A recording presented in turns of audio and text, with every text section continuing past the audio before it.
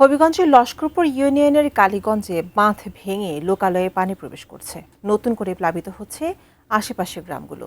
হবিগঞ্জ সদরে লস্করপুর থেকে বিস্তারিত জানাতে সরাসরি যুক্ত হচ্ছেন প্রতিনিধি আলামিন খান। আলামিন, হবিগঞ্জে তো নতুন করে গ্রামগুলো প্লাবিত হয়ে যাচ্ছে, তো বর্তমানে কি অবস্থা সেখানে? জি, ধন্যবাদ। আপনি জানেন যে তার আগেও ১.৫ মাস আগে কিন্তু হবিগঞ্জে লস্করপুর এলাকায় যে খয়া নদীর বাঁধ সেটি ভেঙে প্রায় ৪০ থেকে ৫০ টি গ্রামের মানুষ কিন্তু ক্ষতিগ্রস্ত হয়েছিলেন এবং গ্রামগুলো প্লাবিত হয়েছিল। এছাড়া গতকাল দুপুরে কিন্তু হবিগঞ্জের আবারও একই স্থানে কিন্তু বাঁধ ভেঙে গিয়ে এ নতুন করে এই যে গ্রামগুলো ক্ষতিগ্রস্ত হয়েছিলেন তারা আবারও নতুন করে ক্ষতিগ্রস্ত হচ্ছেন। এছাড়া আমরা আজ সারাদিন সকাল থেকে আমরা অনেকের সাথে কথা বলেছি। তারা বলছেন যে তার আগে যে ক্ষতিগ্রস্ত হয়েছে সেটি পুষিয়ে দিতে পারছেন না। এবং বিশেষ করে আমার পিছনে অবশ্যই দেখতে পাচ্ছেন যেগুলো ফসলি জমি।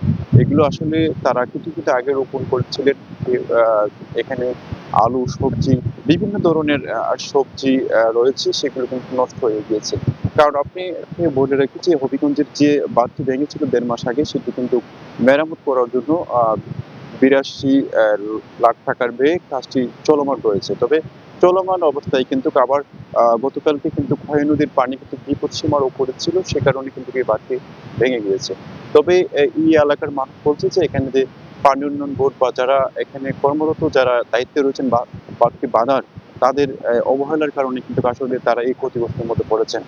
এছাড়া আমরা যদি বলি আপনাকে আমরা কথা বলেছি এলাকার সাধারণ মানুষের সাথে তাদের অনেকেরই একমাত্র যে সম্বল যে সবজি চাষ সেটি কিন্তু তারা হারিয়ে অনেকেই কিন্তু নিঃস্ব হয়ে পড়েছেন।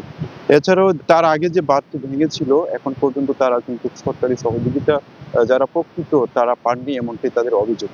আ সব মিলিয়ে যদি আপনাকে বলি যে এখনো পানি রুখছে।